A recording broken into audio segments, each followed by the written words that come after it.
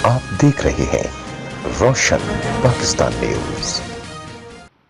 सबसे पहले मैं आप सबका शुक्रिया अदा करूंगी कि आप लोग यहाँ आए।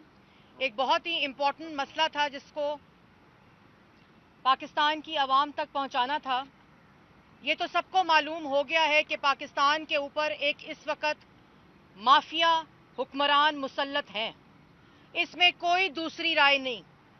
आज पार्लियामेंट बंद है, मुल्क की मईशत बंद है, मुल्क बंद है, मुल्क के अवाम की रोटी बंद है, कारोबार बंद है, मुल्क के अंदर रोजगार बंद है, मुल्क की इंडस्ट्री बंद है।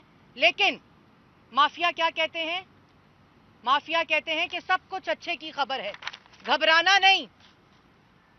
और आज मीडिया बंद है, सब कुछ सबोटाज कर दिया गया है, ऑपोजिशन बंद है, सजाए मौत की चक्कियों में बंद है।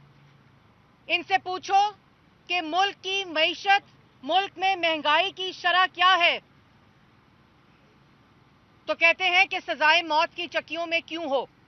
इनसे पूछो तरक्की की शरह एक साल में 5.8% से 2.5% पे चली गई। महंगाई की शरह 3% से 13% चली गई, जो स्टेट बैंक का अपना रिकॉर्ड और अपना डेटा है। और इन्होंने उस सब की, ये नहीं कि अपनी परफॉर्मेंस ठीक करें, अपनी कारकर्दगी ठीक करें, अपनी नालायकी ठीक करें, अपनी नाअहली ठीक करें, और दूसरों को कहते हैं माफिया, दूसरों को कहते हैं चोर, दूसरों को कहते हैं डाकू।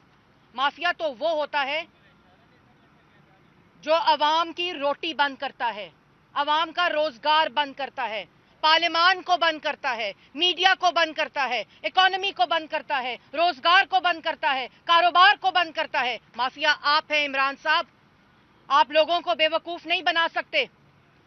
4 दिन आपकी नालायकी, आपकी नाअहली की सुप्रीम कोर्ट में बार बार बार निशानदही हुई। और जब कल सुप्रीम कोर्ट का फैसला आया तो माफिया वजीर आजम, सिलेक्टेड वजीर आजम क्या कहता है कि ये सब उन्होंने कराया जिन्होंने चोरी की हुई दौलत को मुल्क से बाहर लेकर गए। ऑपोजिशन को माफिया कहा।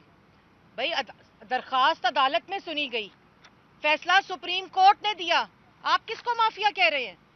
और आपने जो समरीज बनाई, सारे रिकॉर्ड में रद्दोबदल हुआ आपकी नालायकी की वजह से। 3 दिन जो सुप्रीम कोर्ट में हुआ, तो वो माफिया ने रद्दोबदल किया था आपकी समरीज के अंदर। आप किस किस्म की गुफ्तगू करते हैं? आप, मुझे समझ नहीं आती कि आपकी जहनी कैफियत क्या होती है। तमाम एक साल में जो मैंने अभी जिक्र किया, माफिया तो आप खुद हैं।